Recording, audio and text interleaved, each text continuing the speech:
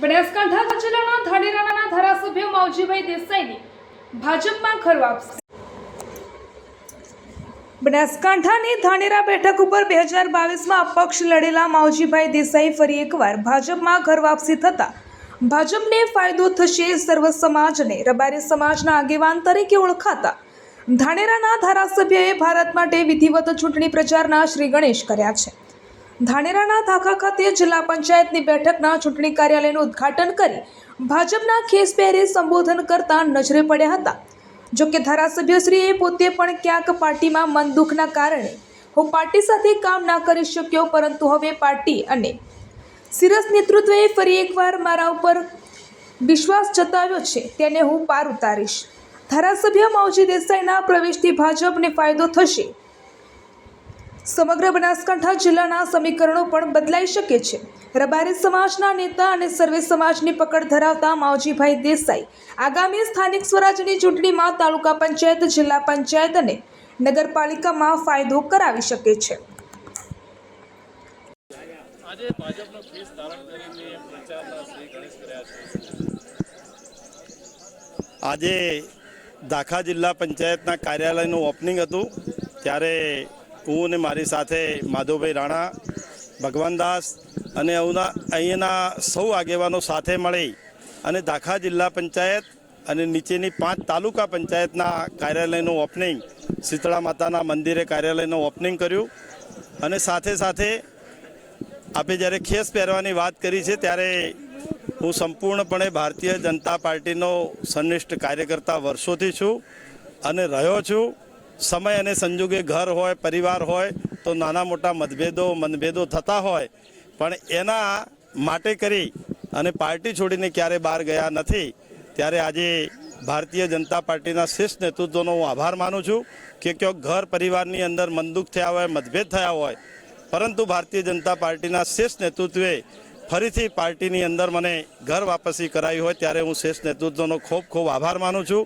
અને સમગ્ર ભારતીય જનતા પાર્ટીના સૌ કાર્યકર્તા, આગેવાનો અને સૌ હોદ્દેદારોનો હું આજના તબક્કે આભાર માની અને અપીલ પણ કરું છું કે જ્યારે નરેન્દ્રભાઈ મોદી સમગ્ર દેશ અને દુનિયાની અંદર ભારતીય જનતા પાર્ટી તરીકે આપણા સૌ ગુજરાતીઓનું ગૌરવ વધારવાનું કામ, ગુજરાતને સુખી અને સમૃદ્ધ કરવાનું કામ, ગુજરાતના યુવાનો માટે, ગુજરાતની મહિલાઓ માટે, ગુજરાતના ખેડૂતો માટે ખૂબ કઠિન કામ કરી રહ્યા હોય, ત્યારે આપણે સૌએ ગભે ગભો મિલાવી અને ભારતીય જનતા પાર્ટીના દરેક તાલુકાના અને જિલ્લાના યુવાનો, જિલ્લાના ઉમેદવારોને જીતાડવા માટે આપ સૌને આપના માધ્યમથી અપીલ પણ કરું છું। અને મને 100% ભરોસો છે કે ખૂબ વર્ષો પછી આ વખતે બનાસકાંઠા જિલ્લાની અંદર ભારતીય જનતા પાર્ટીની જિલ્લા પંચાયત અને સમગ્ર તાલુકા પંચાયતો બને એવો અમને પાક્કો દ્રઢ વિશ્વાસ છે।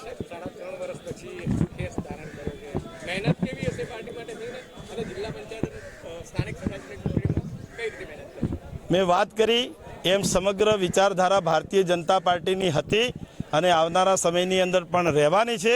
અને ભારતીય જનતા પાર્ટી મજબૂત રીતે આગળ વધે એ પ્રકારનું કામ કરવા માટે ખેસ પહેર્યા વગર પણ ભારતીય જનતા પાર્ટીનું કામ કર્યું છે અને આજેથી ખેસ પહેરીને પણ આવનારા સમયની અંદર ભારતીય જનતા પાર્ટીની જિલ્લા પંચાયતો અને તાલુકા પંચાયત બને એ પ્રકારનું કામ કરવા અમે સૌ આગેવાનો અને સૌ કાર્યકર્તાઓ કામ કરી રહ્યા છે। દાદરા નગરપાલિકામાં ટિકિટને લઈને અનેક લોકો આજથી દાખા જિલ્લા પંચાયત સીટના પ્રચારના શ્રી ગણેશ કર્યા છે અને આજે કાર્યાલયનું પણ ઉદ્ઘાટન કર્યું છે।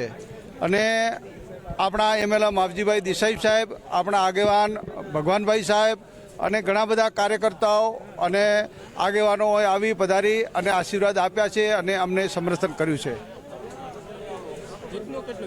100% સાહેબ।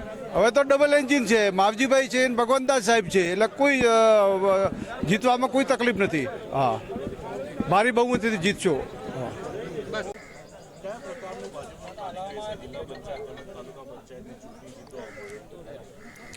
આ વખતે સમગ્ર ધાનેરા વિધાનસભાની 8 જિલ્લા પંચાયત ભારતીય જનતા પાર્ટી જીતે એવો માહોલ છે। કાર્યક્રમમાં ઉત્સાહ છે, લોકોમાં પણ ઉત્સાહ છે।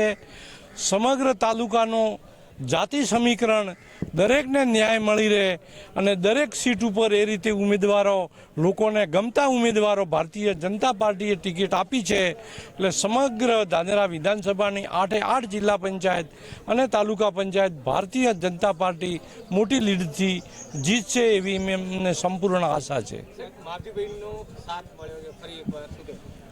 જેવી રીતે ગુજરાતમાં ડબલ એન્જિન સરકાર છે એવી જ રીતે ભારતીય જનતા પાર્ટી પ્રદેશે નિર્ણય કર્યો અને ધાનેરામાં પણ ડબલ એન્જિન સરકાર ડબલ તાકાતથી સમગ્ર ધાનેરા તાલુકાની 5 જિલ્લા પંચાયત અને તાલુકા પંચાયત ભારતીય જનતા પાર્ટીની બનશે. એના માટે તન મન ધનથી અમે બધા પ્રયત્ન કરીશું.